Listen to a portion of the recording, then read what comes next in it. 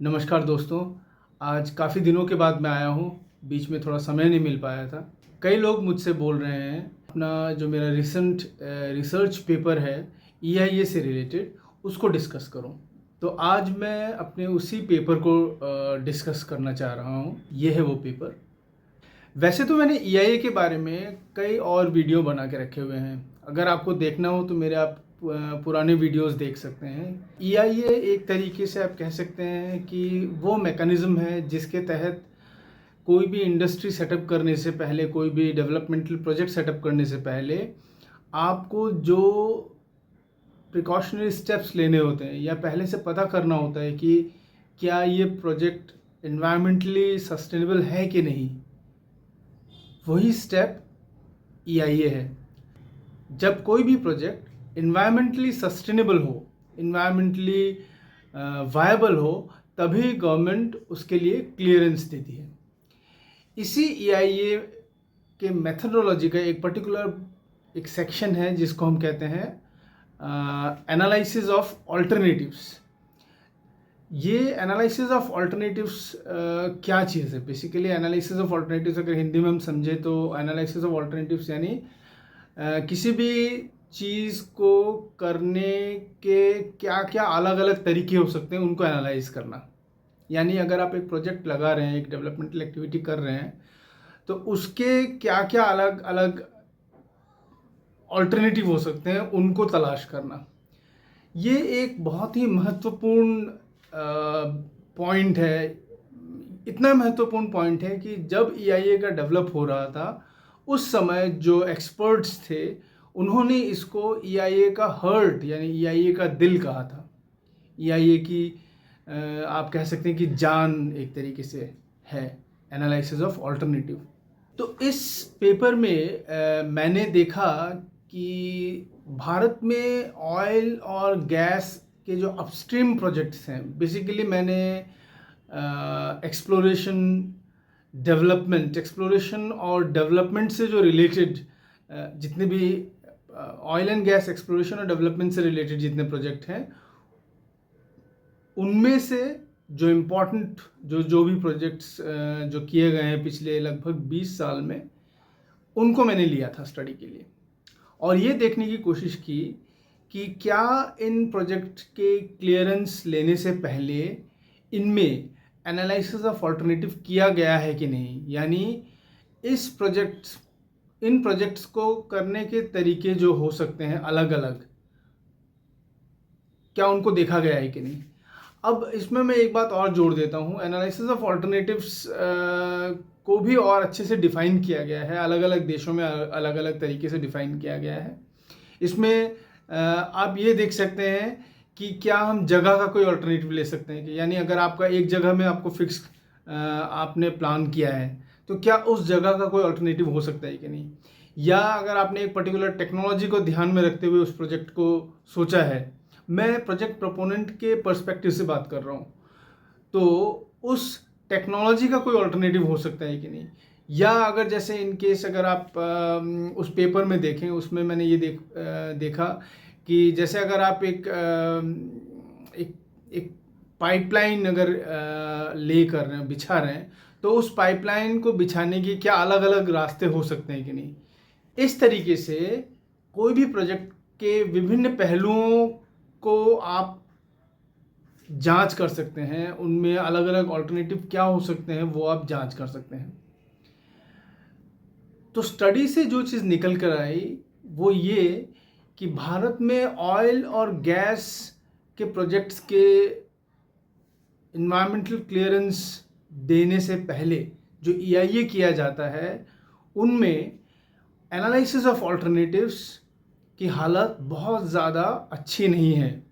बहुत ही कम, इक्का या एक या दो ऐसे प्रोजेक्ट थे। करीब 50 प्रोजेक्ट्स को मैंने देखा, उनमें से शायद 2 ही ऐसे प्रोजेक्ट्स थे जिसमें प्रॉपरली एनालिसिस ऑफ ऑल्टरनेटिव्स किया गया है। ये एक रिसर्च का विषय है एनालिसिस ऑफ ऑल्टरनेटिव। जो ईआईए को लेकर रिसर्च करते हैं उन्हें मालूम है कि पूरे दुनिया भर में एनालिसिस ऑफ ऑल्टरनेटिव्स को लेकर बहुत सारे रिसर्च हुए हैं जिसमें लोगों ने अलग अलग तरीके के डेवलपमेंटल एक्टिविटीज़ को देखा है।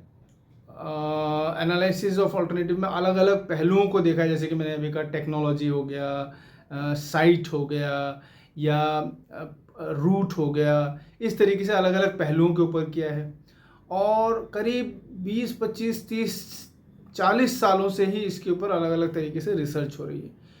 लेकिन ये एक विशेष रिसर्च है इंडिया में भी हुआ है रिसर्च, लेकिन ऑयल और गैस एक्सप्लोरेशन और डेवलपमेंटल एक्टिविटी को लेकर स्पेशली पिछले 20 साल में ये शायद इकलौता रिसर्च है जिसमें मैंने ये पाया कि भारत में ऑयल एटलीस्ट ऑयल और गैस के लिए जो इन्वायरमेंटल क्लियरेंसेस दिए जा रहे हैं और उसके लिए जो EIA किया जा रहा है, इन्वायरमेंटल इम्पैक्ट असेसमेंट किया जा रहा है, उसमें एनालिसिस ऑफ अल्टरनेटिव की हालत बहुत अच्छी नहीं है।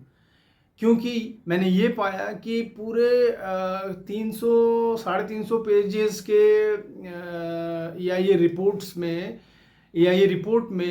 ये जो एक पर्टिकुलर इनफैक्ट मैं एक चीज़ और ऐड करना चाहता हूँ कि किसी भी EIA का एक स्वरूप होता है, उसमें टेंटेटिव चैप्टर्स होते हैं, उसमें एनालिसिस ऑफ अल्टरनेटिव एक पर्टिकुलर चैप्टर होता है पूरे दुनिया भर में।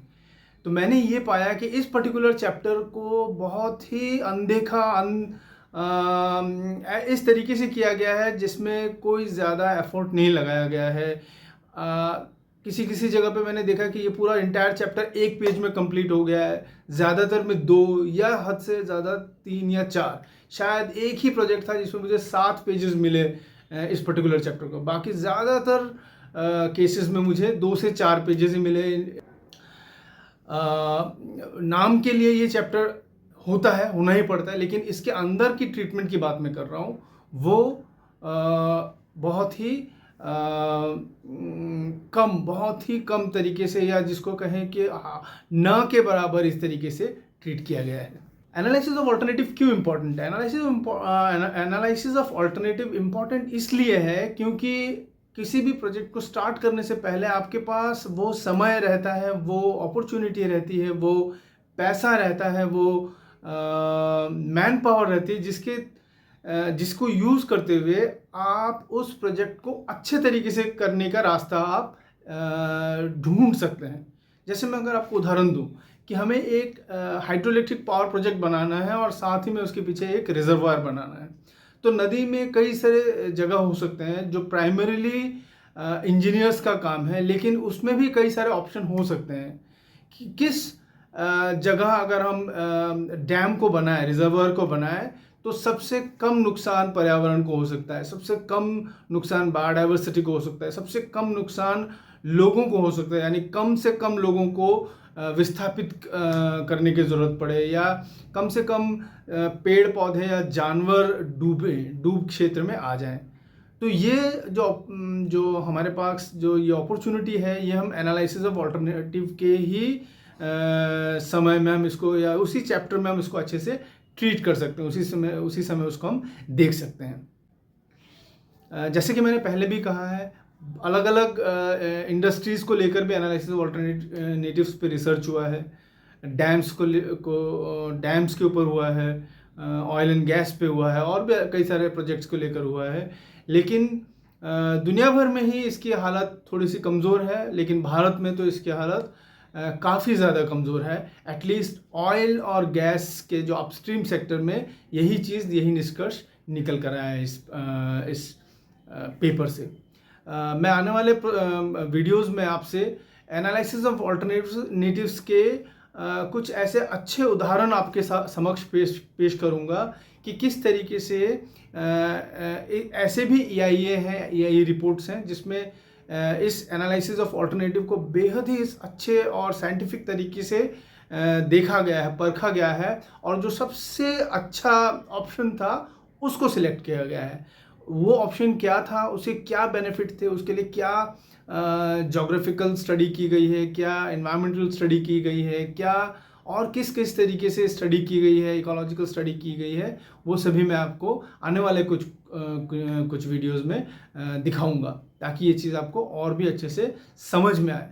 और ये इसलिए भी ज़रूरी है क्योंकि हमारे पास ये एक रास्ता है, एक ऑप्शन है जिससे हम और भी जिन आने वाले प्रोजेक्ट्स के लिए एनवायरमेंटल क्लियरेंस चाहिए, एटलीस्ट उन सभी प्रोजेक्ट्स में अगर हम बेस्ट ऑप्शन को सिलेक्ट कर पाए तो ये हमारे लिए EIA की